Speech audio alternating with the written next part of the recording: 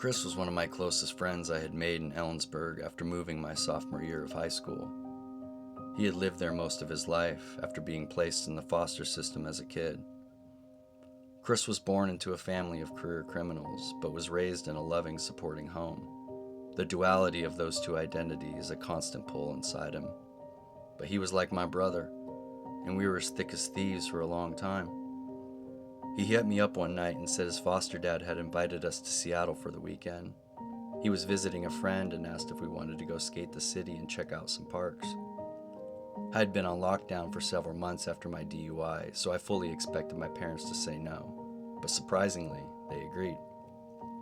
We arrived in West Seattle that Friday evening after school. We got our stuff settled in the condo, and almost immediately I was rifling through this stranger's medicine cabinet. 20 perk 5s, jackpot. I quickly stuffed them in my pocket. This was about to be a great weekend, I slyly thought to myself. We grabbed some weed and our boards and headed off into the night. We hit the gas station and grabbed a few blunt sticks and a drink. I reached in my pocket and grabbed 6 pills and took them down. We just happened to be staying where my dad patrolled, which is probably why they even allowed me to go, so he could keep tabs on me. And sure as shit, if it wasn't as soon as we started to roll up, there he was to say hi. We tossed it on the ground, nearly getting caught in the process. After that, we just decided to head back for the night. The next day, we had them drop us downtown at the skate park so we could check it out, but we didn't stay there long. Before I knew it, we were on the bus headed up to the Central District. "Where are we heading?" I asked, as the downtown sunk further into the rear view. "To see my family," he said with a stern voice and a subdued look of concern. It made no difference to me. I had just swallowed 6 more perks, so I was happily along for the ride.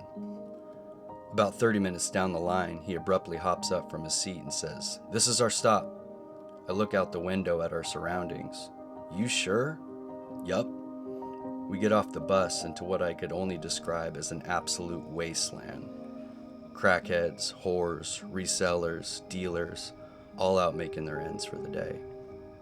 He lifts his Nokia and checks the text. This should be it, as we stood in front of what was clearly an active trap house. People coming and going, smoking their rock at the bus stop in front of the house. "Who the fuck are we meeting, dude? We need to get the fuck out of here." "We're meeting my pops, dude. Chill," he said with a serious tone. "We're good here." But being the only white boy around for seemingly miles, I stood out like a sore thumb, and my presence was a noticeable tension shift in the air. One of the guys on the block approaches us. "The fuck you doing here?" Before we could even answer, we hear, "That can't be my boy." The guy instantly backs off. We look up the block and see a disheveled old man staggering up to us. I look at Chris and see his stomach drop. "I told you I was coming. What the fuck's wrong with you?" he said to his dad furiously. His dad's so high he's almost incoherent. "I know." Tears well up in his eyes. "Please give me some time to get right. I really want to see you, son." Chris begrudgingly agrees. After about an hour sitting on the stoop, smoking, people watching, the door flies open, and who came out I damn near couldn't recognize. Fresh fit, clean shave, no limp, and stone sober, his pops walks out a new man. He throws a messenger bag over his shoulder. "You guys ready to roll?" "Where are we going?" "Said you're trying to see the city, right? Well, let's go." By the time we got downtown, the sun was already starting to set.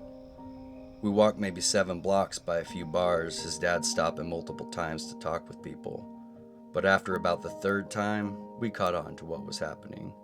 We were on a ride along with a crack dealer. Again, down for the ride, and all we could do was embrace it. So we ran lookout while he did his thing. A few times having us sell bags of weed to his people who asked. It was the first time I seen a father-son drug-dealing duo, but it wouldn't be my last. I honestly don't know what Chris expected when he reached out to his dad that day, but I don't think he was surprised either. This was just who his dad was. The past 30 years his family had caused ruckus all over the city of Seattle. So much so that when my dad found out Chris's last name, he later realized he had arrested his dad and multiple other members of his family throughout his career. That night really did show me the full scope of addiction for the first time. From high-level businessmen to hopeless street roamers and everyone in between, they were all out getting high. Scab-faced prostitutes trading morality for one last hit, public defender by day, hopeless fiend by night, cheating husbands spending their last dollar to smoke away the inevitable, drunk kids making single decisions that could alter their lives forever. Those dark alleys hold some insidious secrets. Chris got caught up for a while and was in and out of jail for drug dealing himself, eventually getting his life straight. Shortly after this, we had a falling out, and I sadly never talked to him again. His dad could still be out there for all I know.